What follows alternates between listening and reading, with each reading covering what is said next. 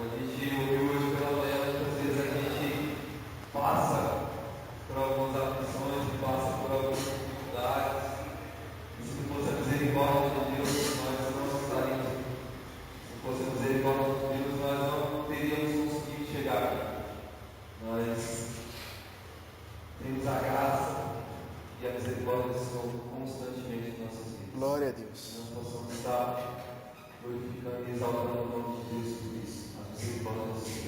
Amém.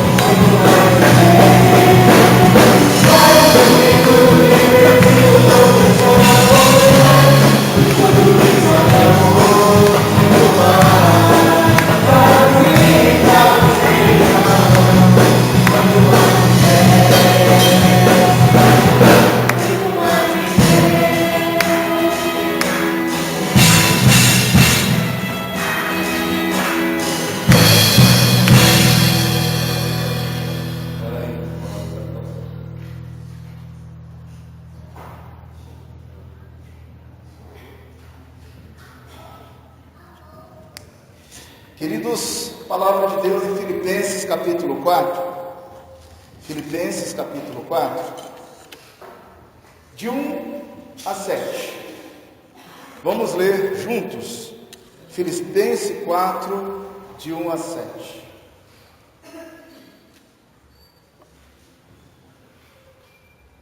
Portanto, meus irmãos, amados e muito saudosos, minha alegria é coroa, sim, amados. Permanecei deste modo firmes no Senhor. Verso 2: rogo a Evódia e rogo assim que pense concordemente no Senhor. A ti, fiel companheiro de jugo, também peço que auxilies, pois juntos se esforçam comigo no Evangelho. Também como Clemente, com os demais cooperadores meus, cujo nome se encontra no livro da vida. Vamos ler juntos o versículo 4. Alegrai-vos sempre no Senhor. Outra vez digo, alegrai-vos. Seja a vossa moderação conhecida de todos os homens, perto está o Senhor. Não andeis ansiosos de coisa alguma, nem em tudo, porém sejam conhecidas diante de Deus as vossas petições, pela oração, pela súplica, com ações de graças. E a paz de Deus, que excede todo entendimento, guardará o vosso coração e a vossa mente em Cristo Jesus. Esse é o momento de confessar a Deus os nossos pecados, de confissão ao Senhor. Nós vamos orar pedindo a Deus perdão pelos nossos pecados. Vamos pedir pelos irmãos presentes já nesse culto, para que o inimigo não tire a atenção, para que a nossa mente não possa divaguear. Vamos orar pelo Lago Azul. Vamos pedir, Senhor, salve algumas vidas nessa noite no Lago Azul. Manda os teus eleitos. Vamos continuar orando pelos missionários. É o domingo dos missionários, começamos amanhã falando, vamos orar pelos missionários. Então, eu peço a você, agora que possa orar, enquanto os irmãos vão cantar um cântico, pode se sentar, você vai orar a Deus, vai buscar a face do Senhor. Nós vamos estar em oração, os irmãos vão ministrar agora um cântico, e a gente vai orar, pedindo a bênção do Senhor.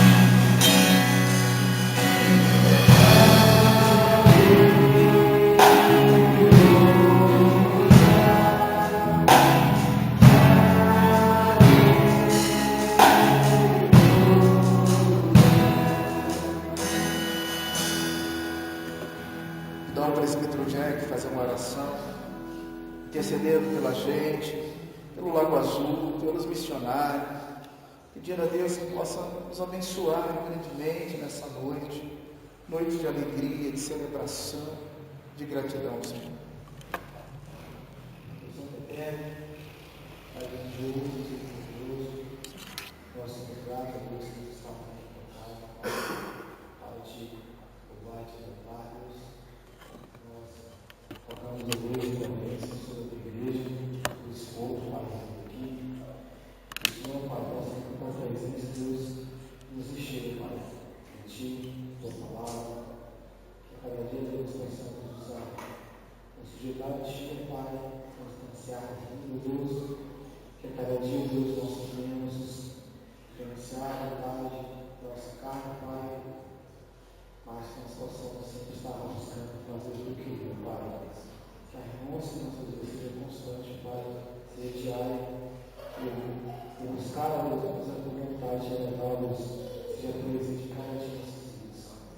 Nós pedimos perdão por nossa casa, palavras, confessando a ti nossos Deus, ó Deus, que o Senhor sabe, Pai, aonde nós temos errado, o Senhor conhece o coração de cada um, que o Senhor possa estar sondando, Pai, cada mente, cada coração nessa noite, que o Senhor possa estar revelando, Pai, os pecados ocultos, ó Deus, que nós possamos estar sempre desejando, Deus, mudar, sempre desejando, Pai, não errar, que o pecado seja um erro em nossas vidas, ó Pai, que é algo que entristece nossos corações. Perdão, ó Deus, tem misericórdia do povo, Deus, abençoa também, Deus, sonhar, mestre, Deus, pedimos que a tua bênção, Pai, seja nos teus servos, aonde cada um está, e que nem escassez, Pai, não vem mirar, está separando o teu céu com a certeza que o Senhor está comigo. Em nome do Santo Jesus, eu te peço, te agradeço por tudo, Senhor. Você também, Pai, nosso povo, seja o teu mensageiro, que a tua palavra ache e cuide para cada coração. Em nome do Santo Jesus, te pedimos, te agradecemos. Amém. Amém.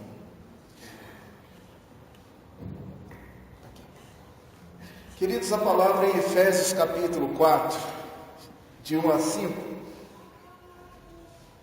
Efésios capítulo 4, de 1 a 5. Diz assim, vamos ler alternadamente esse texto. Efésios 4, de 1 a 5. A unidade da fé.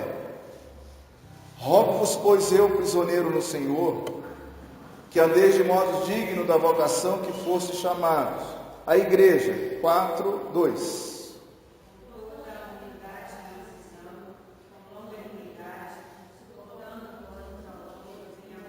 Esforçando-vos diligentemente por preservar a unidade do Espírito no vínculo da paz. Preservar.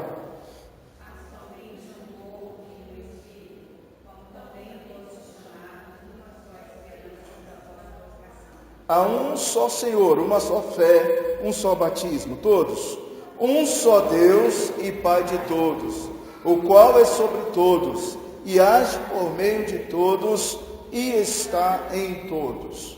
Amados, nós vamos nesse momento orar pelo nosso Brasil, orar pelo estado do Rio de Janeiro, orar pelo estado de Goiás, O Rio de Janeiro está precisando das nossas orações.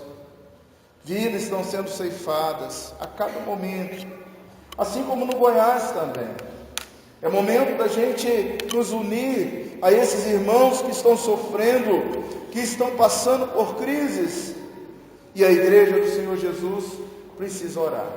Então eu vou dar um momento para você orar com o irmão, orar juntos, e logo após nós vamos entoar mais um cântico com os nossos irmãos, mas antes nós vamos orar. Tira um tempinho para você orar pelo estado do Brasil, pelo Brasil, pelo estado do Rio de Janeiro, estado de Goiás, aonde nós estamos, no município do Novo Gama. Ore com a pessoa que está perto de você. Pergunte, meu irmão, qual é o seu pedido de oração? O que você está necessitando? O que você está precisando nessa noite? Ministre sobre a vida do meu irmão, da minha irmã. Vamos orar, queridos. Momento para orar, buscar a Deus em oração.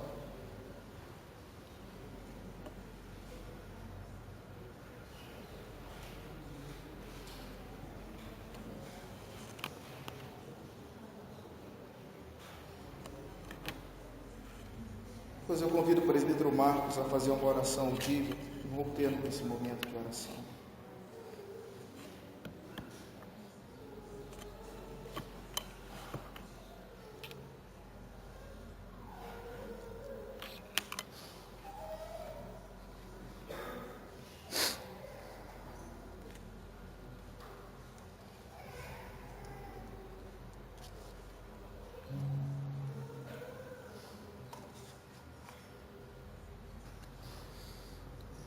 Deus soberano, nesse momento, pois nós colocamos a Deus esses pedidos aqui, Deus, Pai. Sabedores, ó Deus, que a tua vontade é boa, o teu querer é agradável, Pai, mas nós, como servos teus, ó Deus, nos prostramos ante a Ti, te pedimos, ó Deus, suplicamos que o Senhor intervenha, Pai.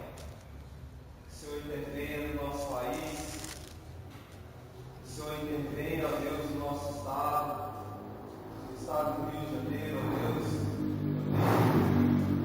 Nós pedimos, Senhor, que o Senhor derrame com a tua poderosa mão, ó Deus, e que o Senhor transforme esse lugar, ó.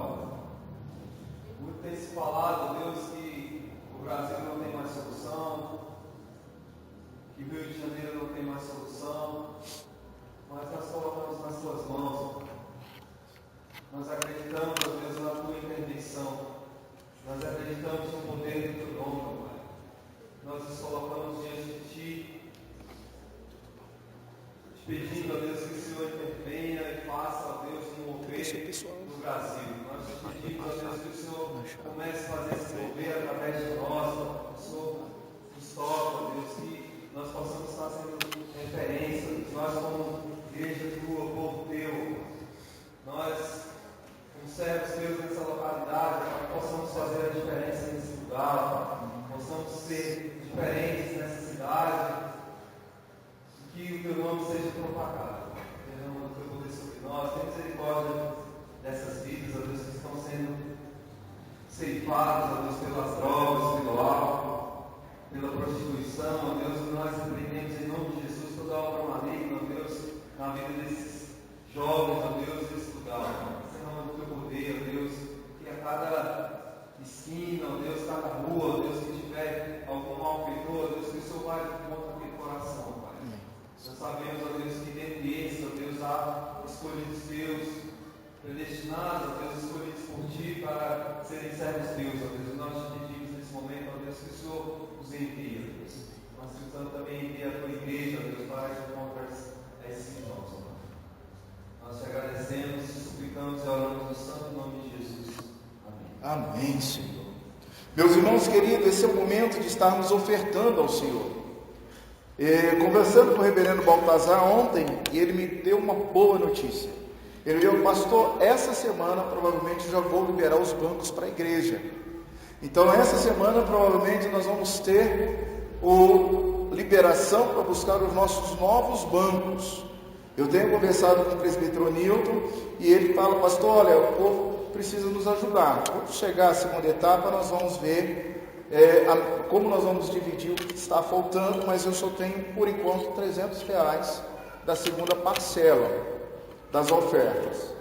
Então, assim que nós formos buscar os bancos, nós vamos talvez dividir um pouquinho o que falta, mas eu peço a você que coloque no seu coração a disposição em ofertar, porque ainda nós precisamos soldar esses bancos.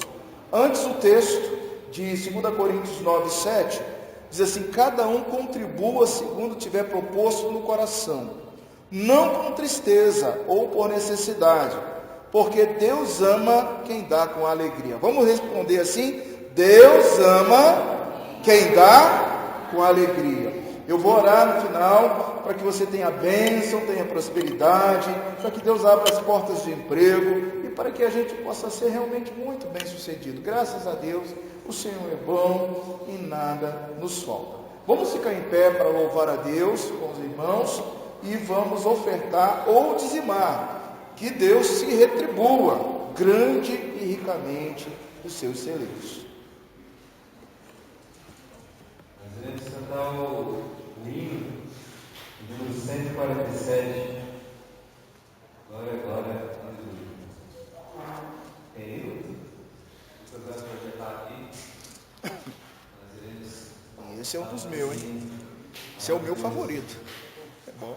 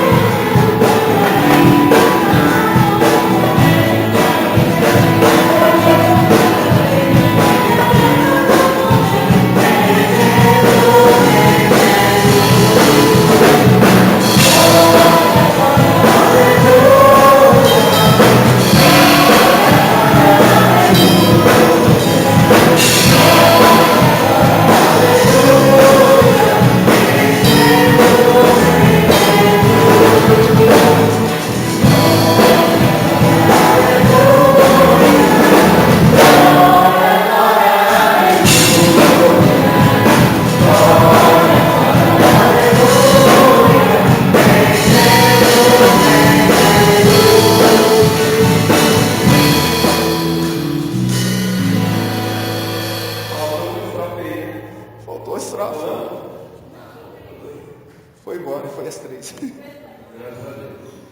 Podemos sentar, queridos. Obrigado também, Ministério de Louvor. Teremos um louvor de infantil, amém? Sim. Crianças, então, a gente está orando aqui na frente. Jack.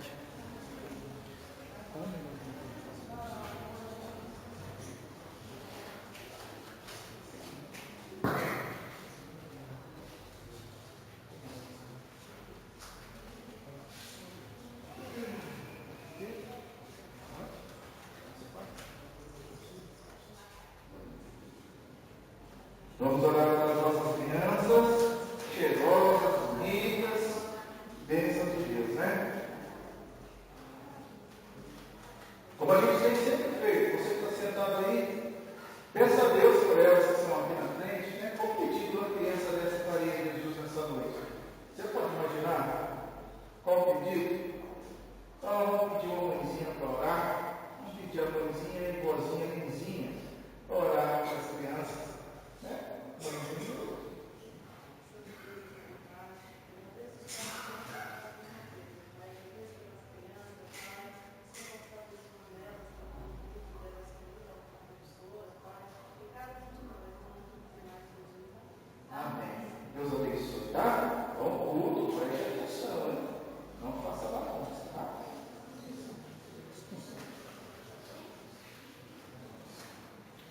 Meus irmãos, nós queremos passar os nossos avisos. Primeiro, agradecer a Deus, pelas bênçãos do Senhor. O Senhor é muito bom. Ele tem nos dado uma igreja, uma família da fé. Isso é muito bom. Louvado seja Deus. Deus abençoe a nossa igreja, cada vez mais, possa fortalecê-la, como nós falamos hoje aqui de manhã cedo. Olha, quarta-feira nós teremos o nosso estudo, mergulhando na palavra. Quarta-feira é dia da gente estar mergulhando na palavra. E na quarta-feira também, nós vamos fazer a nossa reunião do nosso conselho. Então, quarta-feira nós teremos o nosso estudo, depois nós teremos a nossa reunião do conselho. E para essa reunião, eu gostaria de convocar o meu irmão Lucas, gostaria de convocar o meu irmão Marcos, e gostaria de convocar o Israel também, para estar presente aqui com a gente. Nós fizemos durante o ano inteiro uma jornada de treinamento para diácono, e nós vamos conversar um pouquinho, o conselho vai estar conversando nessa reunião sobre a possibilidade ou não de fazer a eleição para a junta diaconal. Nós vamos conversar com os irmãos que nós fizemos o estudo durante o ano, como a gente tinha dito no mês de agosto. Nós teríamos essa reunião com o conselho. E na quarta-feira nós queremos convocar esses irmãos para a reunião do conselho. Queremos lembrar também os irmãos a nossa escola bíblica dominical. Não deixe de vir à escola dominical. A escola dominical, ela é importante para a igreja. Ela é a maior e melhor escola do mundo. Então, quando você deixa de vir, você perde muito. Então, vamos estar vindo à escola dominical, vamos estar estudando, os adolescentes, os jovens. É muito importante todos estarem buscando a escola bíblica dominical. Então, que o Senhor Deus nos abençoe e que o Senhor faça resplandecer sobre nós a luz, a sua luz, e nos dê a bênção do Senhor. Nós vamos nesse momento ler a palavra de Deus. Eu quero convidar você a abrir a palavra de Deus. Marcos, capítulo 11. Deixa eu colocar isso aqui. Marcos, capítulo 11.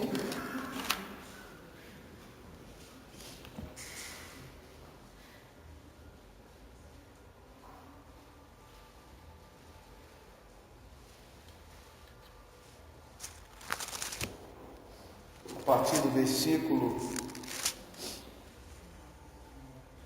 de número 15, Marcos 11, a partir do número 15 até o versículo 33, para estarmos analisando o texto. Vamos ler a palavra do Senhor.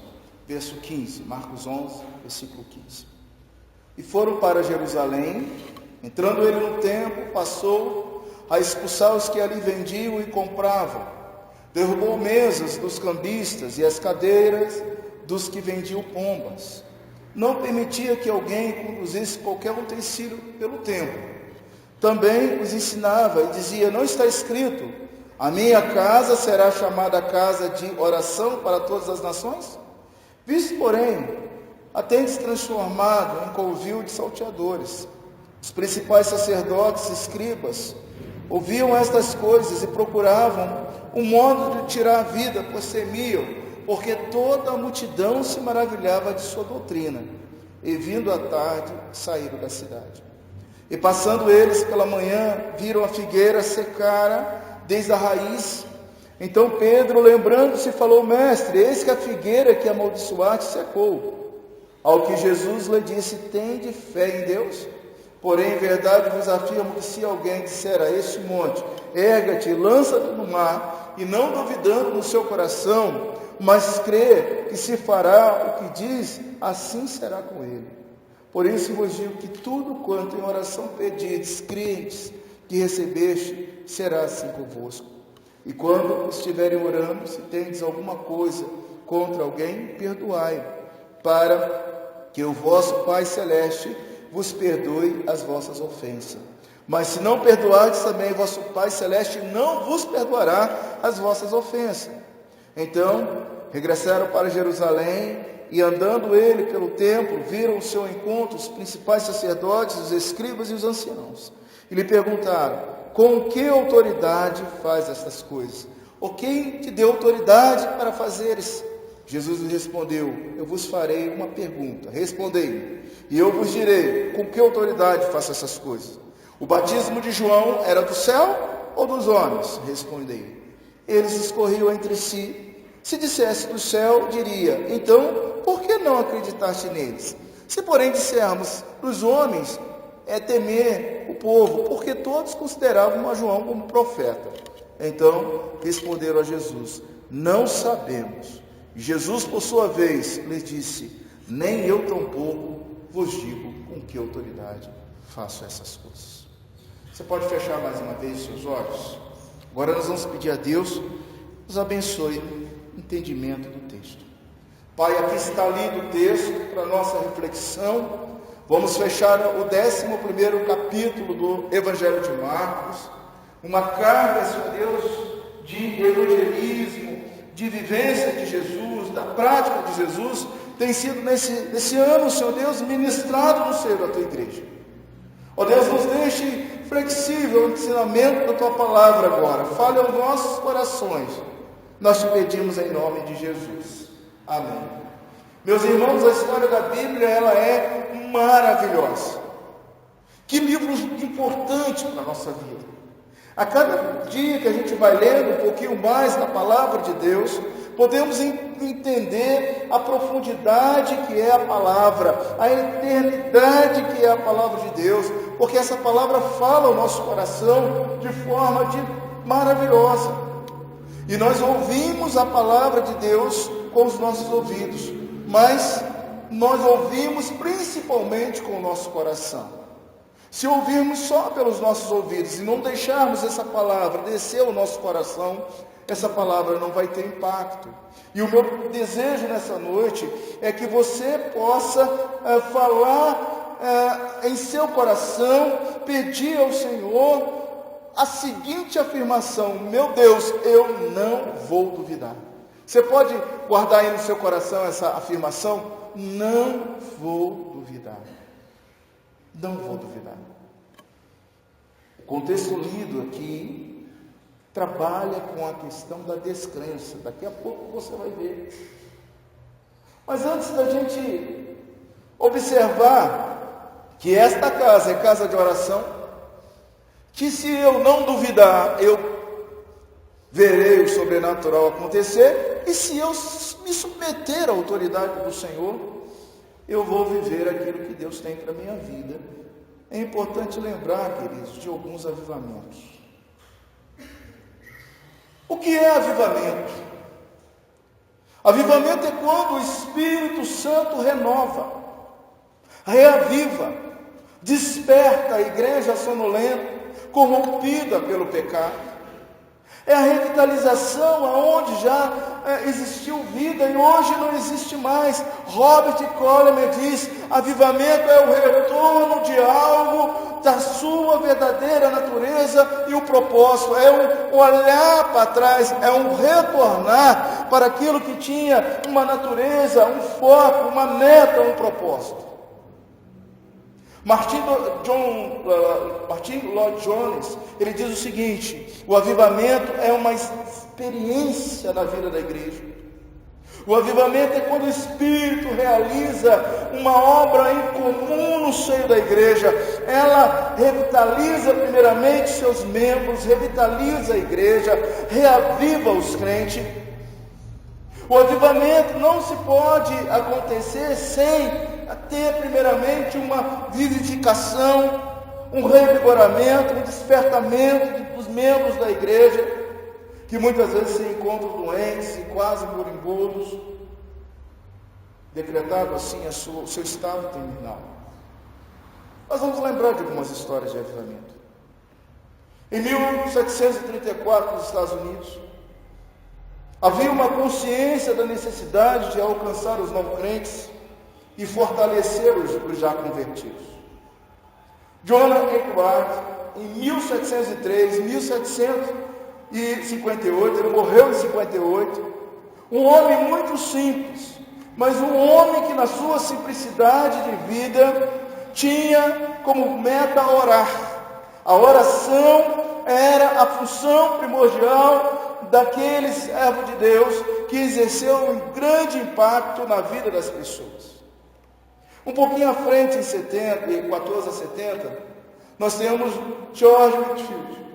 Foi outro grande avivalista nesse período. O resultado do trabalho desses homens, os dois trabalhando conjuntamente, é levar milhares de vidas, conversas à igreja e professar um novo nascimento. Na Nova Inglaterra, nos Estados Unidos, nessa época, vai haver uma população de 300 mil pessoas, entre eles 30 e 40 mil conversões. É algo maravilhoso. Vai haver um fortalecimento moral nos lares. Fundações e cursos teológicos vão se multiplicando e obras sociais, que nós falamos aqui hoje, vão sendo de grande importância para mudar os Estados Unidos. Os Estados Unidos ainda, Nova Europa. Nesse tempo, o que acontece na Europa mesmo, também começa uma grande onda de avivamentos após a metade do século XVII. Em 1670, na Alemanha, Philip Spener organizou reuniões para estudar a Bíblia e orações nos lares. Tudo que eles queriam era ler a palavra de Deus, simplesmente estudar a palavra de Deus. E vai surgir agora uma nova estilo social, um vigor espiritual sobre a igreja. E nesse caso de Spener, nós estudamos aqui na escola dominical, irmãos, vocês estão lembrando? Era a igreja luterana. Muitos campos missionários vão surgir. Mas para mim, um dos maiores avivamentos que aconteceram foram dos morávios. Você lembra um pouquinho da história dos morávios? 1727. O que acontece nesse período? Os morávios começam a buscar o Senhor em oração. E de repente há um derramamento do Espírito sobre a igreja, há um choro compulsivo, agora um voltar para a palavra de Deus, para o relacionamento entre os irmãos, para o relacionamento com Deus. E diz os Escritos que o quebrantamento chegava até as criancinhas. Nós olhamos para as criancinhas aqui na frente, você imagina uma criancinha, a Camille, por exemplo, chorando por quebrantamento.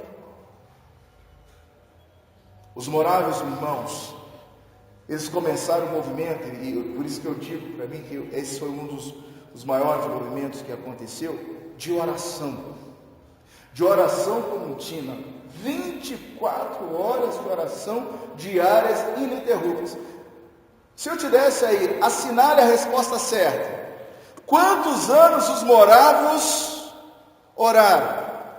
1 ano? 10 anos? 100 anos? Ou 1 século? Qual que você marcaria? Eles oraram 24 horas ininterruptas durante 100 anos. 100 anos. 1 século, não é isso? Queridos,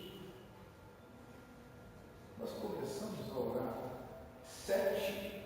Vamos lá, quando você dorme? Quando você deita? Que hora? 10 horas? Mais tarde, um pouquinho, meia-noite. Você começa às 0 horas. Eu vou orar para que esse novo dia que vai nascer, o ponteiro está lá assim, ó. Faltando 1 segundo, virou. Senhor, abençoa. Você acorda no outro dia, na hora de ir para o seu trabalho, com o relógio despertando, e você só lembra, Senhor, abençoa. E o sono chega. Igreja, 100 anos. Isso significa que se nós fôssemos da igreja dos morávios, você imagina quanto turno de oração você faria? durante 100 anos? Pastor, eu não sei se eu viveria 100 anos. Provavelmente não, mas o seu sucessor ia assumir o seu lugar. Mamãe não existe mais, mamãe faleceu, eu sou filha da mamãe e vou orar no lugar da mamãe. A Inglaterra de John Wesley foi um instrumento de Deus para mudar a história da igreja. Este era um homem de oração que deu ênfase ao estudo bíblico, opôs-se ao álcool, à guerra, à escravidão e muitas outras conversões iam acontecendo. Nós estamos agora no século XIX. Alguns homens foram instrumentos de Deus para liderar grandes avivamentos. Charles Finney foi poderoso na palavra, na oração, no testemunho. Viveu nos Estados Unidos, e eu estava lendo um pouquinho da história do reverendo Augusto Nicodemos, e o reverendo, quem gosta do reverendo Augusto, a gente gosta da palavra dele, e a história do reverendo Augusto passa por esse avivalista.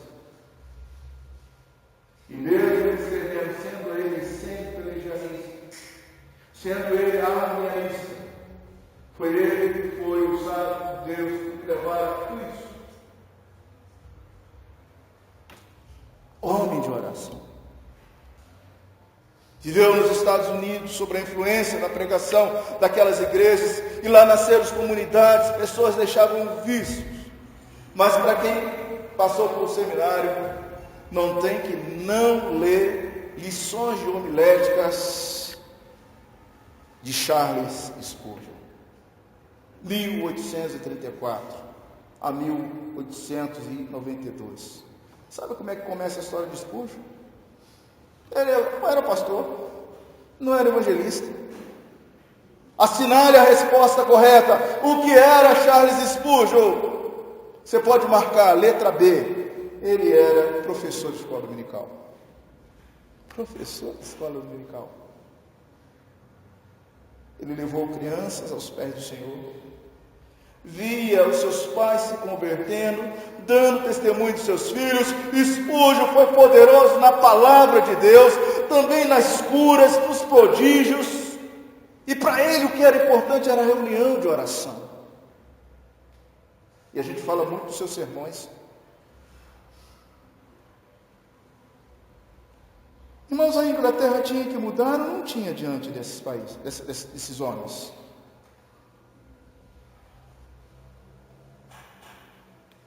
Dr. Moody, em 1899, falece nos Estados Unidos. Mas calcula-se que cerca de 500 mil pessoas se entregaram a Cristo por intermédio desse homem, que assim como Spurgeon vai se dedicar, sabe o quê? Marque a letra C, Escola Bíblica Dominical. Escola Bíblica Dominical.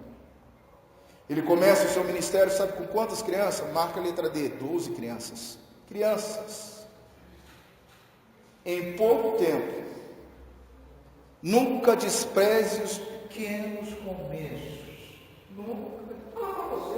Nunca despreze os pequenos começos. Tudo no início é muito difícil. É muito difícil. Mas quem começa com 12 crianças, chega a 12 mil almas numa escola dominical. Você imagine 12 mil pessoas estudando a palavra de Deus. Queridos, isso é ou não é o derramado do Espírito Santo? E isso pode acontecer aqui, porque olha para o texto que você acabou de ver e vamos analisar 3 assuntos para que a igreja possa mudar. O primeiro assunto é do 15 ao 19. E aqui eu quero que você coloque no seu papel, ou no canto da sua Bíblia aí, o primeiro assunto. O que trata esse assunto? A igreja é casa de oração para as nações. Isso é o que o texto está falando. Isso aqui é lugar de oração. O segundo assunto vai do 20 ao 26. E aí você vai escrevendo e você vai colocando que aí o assunto é ter ou não ter fé. Eis a questão. Ter ou não ter fé. Ou você tem fé ou você não tem.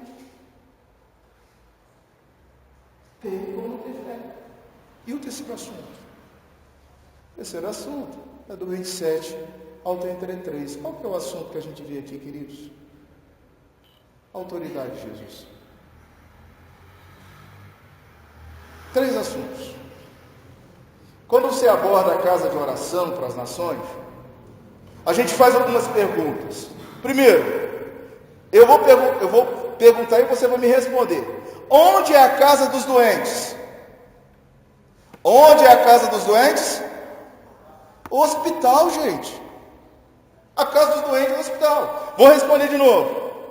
Onde é a casa das carnes? Carnes. Açougue. O lugar da casa das carnes é o açougue. Onde é a casa das roupas? Lojas. Ou, o mais moderno, tem gente que gosta de outlet, não é isso? Outlet. Ou shopping. Agora, onde é a casa de oração? Gente, onde é a casa de oração? A igreja. Na igreja. E quem é que disse isso? Jesus. Segundo assunto, tem fé em Deus? Se você tem fé, eu vou revelar o segredo da sua vitória. Qual o segredo da sua vitória? É fé. Qual o segredo da vitória? É fé. Agora, por que alguns conseguem e outros não? Por que alguns conseguem e outros não? Qual o diferencial do crente para o não crente? Por que Jesus disse que o justo viveria pela fé? Você tem fé? Está pensando aí. Terceiro aspecto, a natureza da autoridade de Jesus. O ministério público de Jesus é cercado por uma grande admiração pela multidão que seguia. Até aqui você viu, o povo estava seguindo, o povo estava botando Jesus com uma celebridade. Diz que hoje, gente, França é brasileira. Se você for na França, você vai de boa. Eles vão te tratar bem, por causa de um jogador brasileiro. Neymar. França é brasileira agora. E naquele tempo o povo ia seguindo Jesus. O cristianismo é o cristianismo dinâmico. Jesus ia e o povo ia. Jesus vinha e o povo vinha. Jesus curava e vinha a galera. Jesus abria a vista e vinha outro. Jesus era uma celebridade. E isto preocupava a liderança. Suas curas, seus milagres, a admiração. E eu vou dizer uma coisa, quanto mais admirado, mais risco a pessoa corre. Porque lembra daquele presidente dos Estados Unidos que foi assassinado? Tiro. Parece que as pessoas que são celebridades precisam cuidar-se, porque há ódio. Quanto mais famoso, mais rico a pessoa pode correr. No caso de Jesus, o ódio das autoridades religiosas, dos políticos, dos anciãos da época. Quem é esse judeu aí que acabou de entrar em Jerusalém num burrico e todo mundo dizendo Hosana? Lembra que nós falamos do livro? Hosana. O que significa Hosana? Bendito aquele que vem em nome do Senhor. Quem é esse que o povo já está saudando? E a partir de agora, esses homens vão procurar uma oportunidade para tirar a vida de Jesus. Lembra que nós falamos na semana passada? Estamos na última semana de Jesus. Jesus vai sair de cena. Mas eu quero que você olhe o versículo 28, que é a fonte do nosso tema nessa noite. 28. E grife. Que autoridade. O grande questionamento aí é que autoridade. Eles perguntaram, com que autoridade faz estas coisas? Ou quem te deu tal autoridade para fazer isso? Em primeiro lugar, queridos, Olhando para o versículo 15 a 19, que autoridade para declarar que a igreja é casa de oração? Que autoridade Jesus tinha para falar para aqueles rabinos, para aqueles fariseus, para aqueles homens que estavam lá, e para nós que estamos aqui, que esse lugar é casa de oração? Que autoridade Jesus tinha para dizer isso? Malaquias capítulo 3 tem uma referência a esse fato. Quando Jesus entrou no templo, Jesus revela-se ao sumo sacerdote, ao responsável pelo templo, e dentro do templo, o que ele vê não é adoração, não é louvor, não é coração quebrantado. O que Jesus vê dentro do templo é um comércio. Meus irmãos, se Jesus chegasse hoje dentro de alguns templos do Brasil hoje, ia se escandalizar. Vamos ser sinceros. Volta e meia a gente vê pessoas fazendo da casa do Senhor muitas coisas, menos um lugar de oração. É gente dançando, é gente vendendo, é gente negociando, é gente... Eu vou dizer uma coisa, está perigoso até dentro da igreja ultimamente, porque a gente não sabe quem senta do nosso lado. Toma conta da sua bolsa. Olha os seus pertences. É chato a gente falar, mas a gente não conhece as pessoas.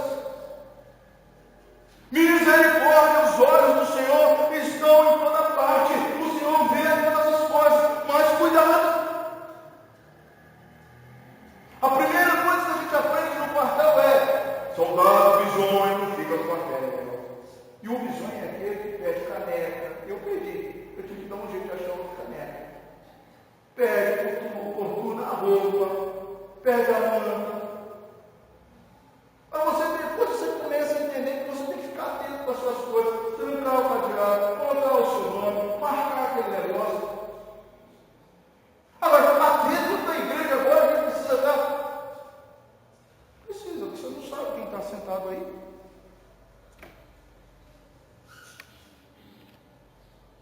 Queridos, era assim que estava lá naquele tempo. Preços exorbitantes, e o que mais dói era a inflação que aqueles homens colocavam nos ritos do sacrifício. Era algo que eles usavam para sacrificar. E agora, o culto não começava mais em casa. O cliente chegava em Jerusalém, ele ia no mercado, comprava ali um carneiro sem defeito, um carneiro com preço exorbitante. A inflação era clara. Um homem que estava lá no pátio da igreja, dentro da igreja, vendia um carneiro de sacrifício, um carneiro que valia 10 carneiros. E Jesus entra no templo, ele vê aquele tudo. Ele expulsa aqueles homens. E ele pega um chicote. E ele é mesmo. O versículo 17 revela-se o objetivo da igreja. Você pode grifar: minha casa será chamada casa de oração para todas as nações? Sim. Mas vós, porém, tendes transformado num lugar de salteadores. Isso é vergonhoso. Isaías 56, 7 cita Jesus. Dê uma olhadinha lá. Não menciona o sacrifício dele mesmo na cruz. Uniria judeu, uniria gentil no novo templo, e o seu corpo e a sua igreja será pura mística para adorar o Senhor. A indignação dos sacerdotes é compreensível, uma vez que foram eles os seus chefes. Anás e Caifás. Coloca-se agora no lucro do comércio no templo, e Jesus questiona o dinheiro, Jesus questiona o local de adoração, e ele chega naquele lugar, e ele agora tem uma reação ao afirmar: a minha casa é lugar de oração para as nações. Não, lugar de comércio, lugar para outras coisas. Jesus havia condenado o templo à destruição, como você vê aí no capítulo 13, já a gente vai chegar lá, no versículo de número 2. Jesus lhe disse: veja essa grande construção, não ficará pedra em cima de pedra, não seja derribada. Isso entra no coração daqueles rabinos, e eles começam agora a questionar a ação de Jesus. Quem é esse? Quem é esse que tem autoridade para dizer que a minha casa é casa de oração? Segundo lugar, passa agora a declarar que se alguém crer e não duvidar, tudo é possível.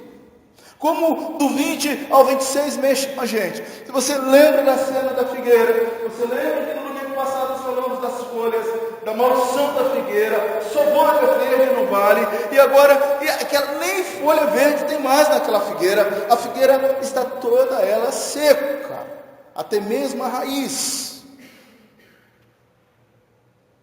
Esse fato retrata o aspecto da figueira.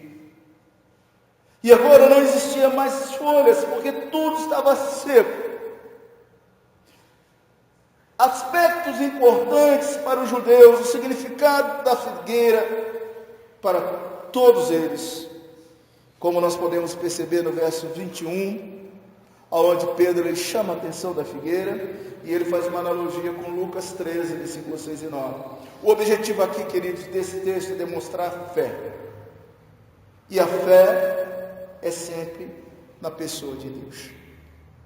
Mesmo a fé em Jesus Cristo é a fé em Deus. É a fé que enviou o seu Filho a declarar em plenos pulmões que o poder pertence a Ele. Conforme 5:24, a gente pode voltar um pouquinho a Marcos capítulo 5:24, onde ele diz o seguinte: Jesus foi com ele, grande multidão o seguia, compelindo, e aí acontece um milagre do pedido de Jairo, a prática da fé em ação. Mas se você quer olhar, e é importante a gente dar uma aprofundada um pouquinho mais, como por exemplo em Romanos capítulo 1, versículo 4. O apóstolo Paulo, no capítulo 1, versículo 4, ele expõe da seguinte maneira, e ele diz: e foi designado Filho de Deus com poder, segundo o Espírito de santidade, pela ressurreição dos mortos, a saber, Jesus Cristo, nosso Senhor.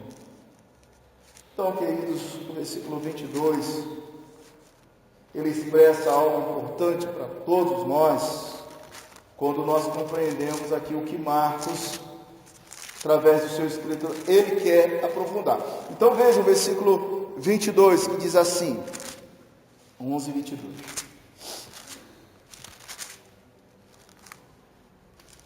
Ele expressa para nós, 11:22, assim: ao que Jesus lhe disse, tens fé em Deus? Essa é uma afirmação importante para todos nós. Fé em Deus.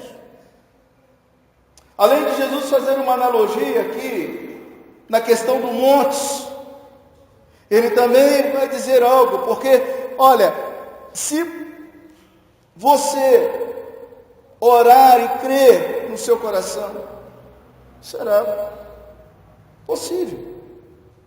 E será possível você dizer: monte, erga-te. 23, e lança-te no mar. Alguém certa vez quis fazer isso literalmente, viu, queridos? Ele começou a orar diante de uma pedra, de uma montanha de pedra. Cai a pedra, cai a pedra, cai a pedra. E as pessoas passavam assim: o que Jesus está falando aqui? Estou falando uma analogia, estou falando de um monte. Qual é o seu monte? Qual a sua dificuldade? Qual o seu obstáculo? E se você tiver fé, o seu obstáculo, a sua luta, a sua dificuldade, irmãos, nós estamos no centro do Brasil. Aonde tem mar por aqui? Qual o oceano mais perto da gente? Seria a Bahia? Seria Recife? Qual é o mar do pessoal do Centro-Oeste? Eu sei que daqui ao Rio de Janeiro está 1.500 e poucos quilômetros. Então vamos pegar o Rio de Janeiro. Isso significa que o Senhor vai pegar o seu problema e vai levar para 1.500 ou 1.600 quilômetros. Distante de você nessa noite. A questão é ter ou não ter fé. Acreditar ou não acreditar. Gente, o problema é que a gente vai acostumando, e o nosso coração vai endurecendo, e a gente vai esquecendo das promessas do Senhor. Qual é a fase que você está? Você está naquela fase daquele menino que ia lá e não via nada. E ele ia de novo, não via nada. Até que um dia ele viu uma nuvenzinha do tamanho da mão de um homem. E aí ele voltou assim: Senhor, eu vejo uma nuvenzinha. E aí eu baixei. Você já está vendo a nuvenzinha? Acredite, meu. Acredite. Terceiro, que autoridade Jesus declara a sua própria autoridade? É o 27 ao 33. Nós percebemos que o versículo principal aqui é que os líderes estavam predispostos a embaraçar o mestre, a questionar o mestre, e como já falei, até mesmo levar Jesus à morte. Esse era o objetivo dos líderes. No verso 28 está o questionamento. Seria Jesus um profeta ou seria ele o próprio Messias? Essa era a questão aqui. Eles estavam acostumados com esta prática. Já havia acontecido isso antes. Leia João, Evangelho de João 1, 19 a 22. E você vai ver que eles fizeram a mesmíssima coisa com João o Batista. A mesmíssima coisa. Eles foram a João. Eles perguntaram lá em Jerusalém quem ele era. E ele confessou e não negou. E João disse: não sou Jesus Cristo, não sou o Cristo. Eles tinham dúvidas de João. Eles perguntaram: então quem é você? É Elias. Ele respondeu: não sou Elias. E essa é uma tese até que desbarata o pensamento de alguns espíritas, principalmente Allan Kardecista, falando que a Bíblia defende a tese de Allan Kardec. João disse: eu não sou Elias. E ele disse: não sou. É o profeta? E ele respondeu: não. Finalmente perguntaram: quem é você? Dê-nos uma resposta para que podemos levar aqueles que nos enviaram, que eram os líderes. Eles usavam isso para pegar as pessoas. E você sabe como foi a morte, como João morreu. Qual foi o fim de João? Queridos, podemos refletir que Jesus mostra que a rejeição da comissão divina de João implicaria numa própria rejeição de Cristo, e Jesus ele vai na veia. Veja que Jesus trata da questão de João, do ministério de João, do batismo de João, e Jesus coloca aquelas pessoas numa situação difícil de responder. Que autoridade! E quando a gente lê essa palavra autoridade, a gente entende que é pistel. Sabe o que é pistel? Veja no versículo 31. E eles discorriam entre si. E servos do céu dirá, então, porque não acreditaste nele. Pistel é acreditar. É crer.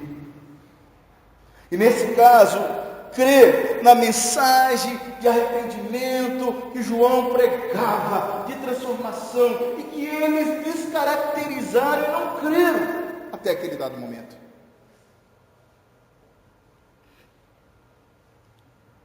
O final do embate Está no 33.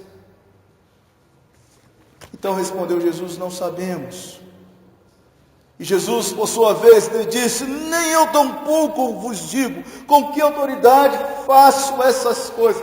Ponto. O Senhor não revelou a fonte da sua autoridade para aquelas pessoas, porque eles não queriam receber a fonte de autoridade. Bom, eu pergunto: você sabe qual é a fonte de autoridade de Jesus sobre a sua vida? Será que nós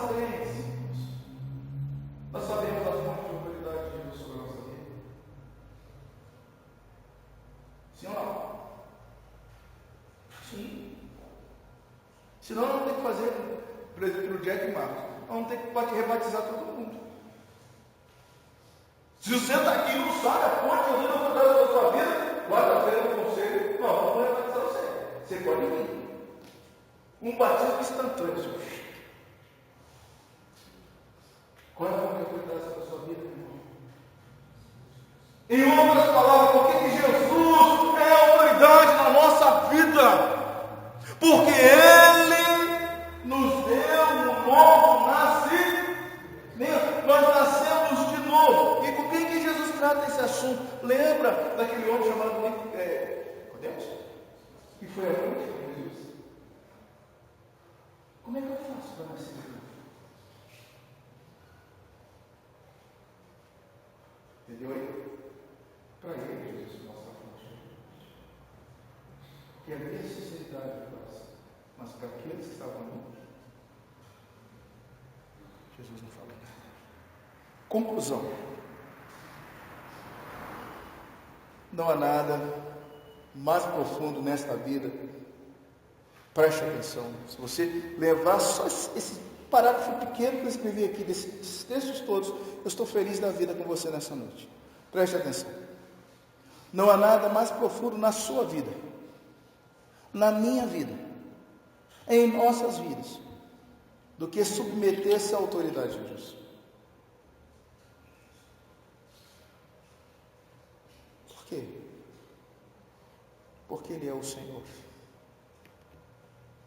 Por quê? Porque Ele te ama profundamente. Por quê?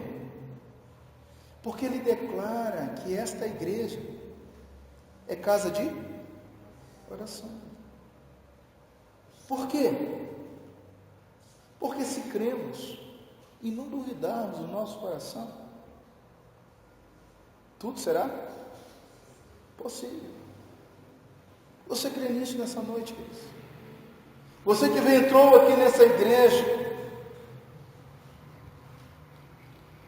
a igreja é do Senhor Jesus, e a igreja, ela é a casa de oração. No caso do nosso texto, para todas as nações. Meu irmão, o Brasil nunca precisou tanto das nossas orações como nesses dias atuais. Você tem orado pelo Brasil, você tem orado pelo estado de Goiás, você tem orado pelo Novo Grão, você tem orado pelo Lago Azul,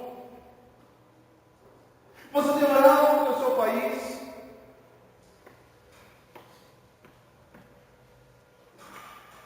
Mas não é só o nosso país. A Venezuela está sofrendo. Se imagine você pegar um caminhão de dinheiro para comprar um papel higiênico, uma latinha de óleo, uma mala. Ele sai puxando mala para entrar no Brasil para comprar uma lata de óleo. Quem tem? Porque ninguém tem mais. Gente já gastou fortunas para comprar arroz, para comprar feijão, para comprar material de higiene, para comprar alguma coisa. Nós temos aqui jogando fora. Você tem orado pela Venezuela? Você tem orado, meu querido irmão,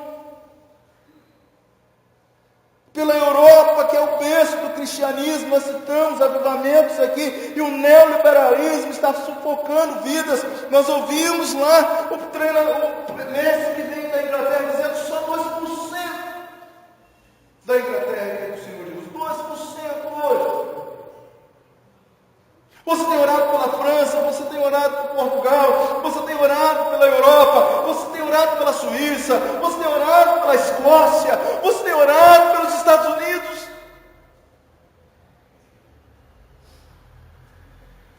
E eu sou crente do Lago Azul, eleito, predestinado, azul por dentro e por fora, e vou no céu. Eu quero só pedir. Isso, Jesus falou, não, meu irmão. Você está na minha casa de oração, está nas minhas orações, não mora nas orações primeiro. Uma corona nos ensinando aqui no Brasil. Eu andei até postando. Alguém falando que nós precisamos aprender a orar pelas nossas autoridades. Eu não está isso na Bíblia, gente. Paulo ensina isso. Orar pelas autoridades. Não tem jeito. Agora a senhora Sônia não vai governar o Gama durante mais quantos anos? Tem ainda mais 3? Mais 2? Quando foi as eleições da Sônia Chave? Ano passado? Não deu mais 3. Mais 3, né? Não adianta. Você tem que orar agora. Você tem que orar para o tênis. Se sai, se não sai, agora ele vai ficar. Mas sabe o que a gente faz? A gente fala mal. A gente esquece de dobrar os joelhos e orar, Senhor, envie lá um anjo teu, alguém que está próximo desses homens, alguém que possa jogar a seta do Evangelho. Você lembra da menina de Naamã lá, aquela jovenzinha? Aquela jovenzinha que foi levada escrava, ela disse para mim, minha ama, eu sei alguém que pode curar a lepra do meu Senhor, eu sei alguém que é poderoso. E uma menina. Mudou a história de Naamã.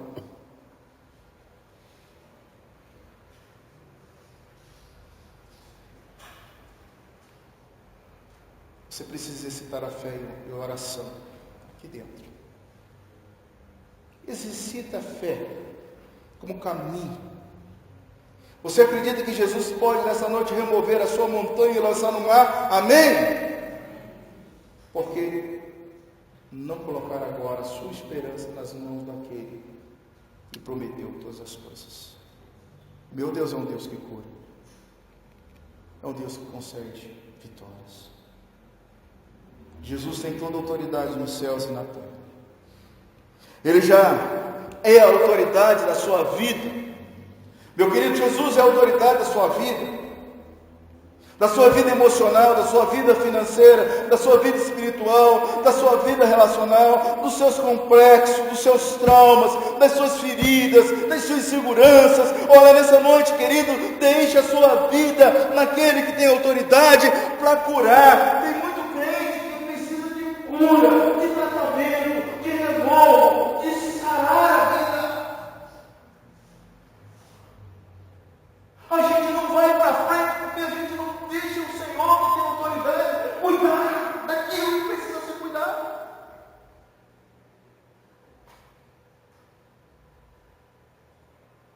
Que Deus precisa cuidar hoje de você, a autoridade na sua vida. Fala comigo, Senhor, eu sei que essa área é difícil na minha vida. É complexa. O meu calcanhar de Aquiles.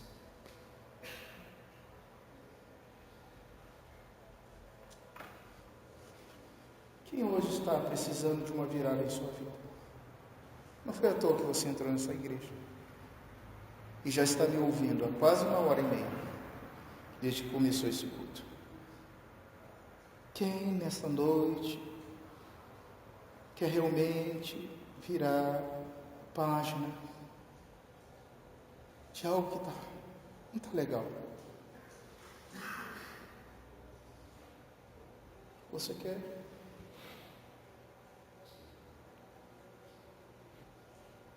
Hoje vou orar e falar com Jesus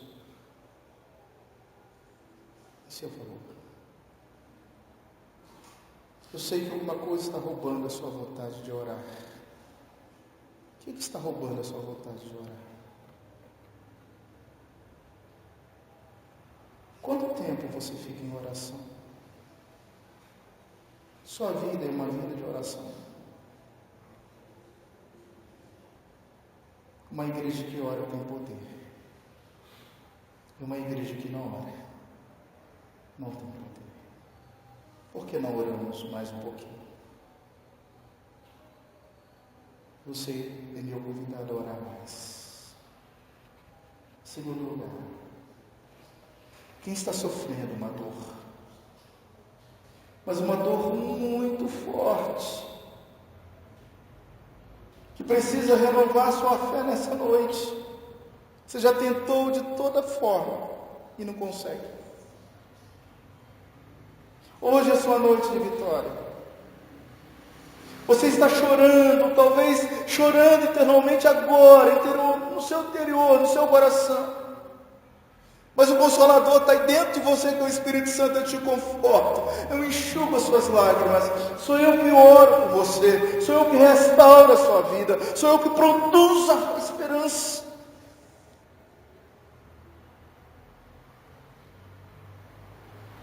E por fim, quem está exercendo autoridade na sua vida? O dinheiro? Seu cônjuge? Gente, tem parceiro que manda mais do que o outro parceiro. Tem cônjuge, tem gente que casa e acha que pode mandar no outro. Cala a boca, eu mando aqui nessa casa que eu que faço. Tem casamento que é assim. A autoridade é um parceiro.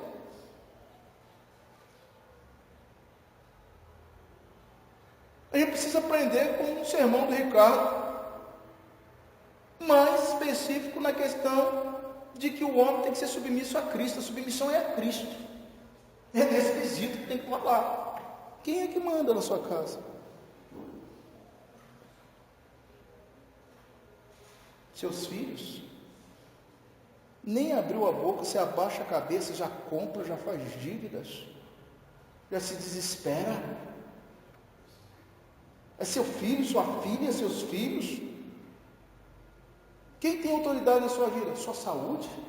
Ah, meu Deus, tem que tomar remédio de pressão. Ah, meu Deus, está chegando a conta. Ah, meu Deus, meu coração. Vou morrer.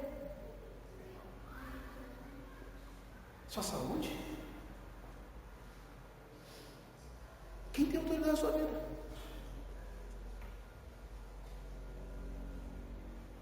Fala assim, respira fundo assim. Senhor Jesus, Tu tens toda a autoridade. Se você fizer essa oração, Deus já ouviu. Peça ao Senhor, entre em mim, Senhor. Entre em mim. Seja o Senhor a autoridade. Bora terminar o culto? Meninos, irmãos queridos do louvor. Nós vamos orar, terminando esse culto.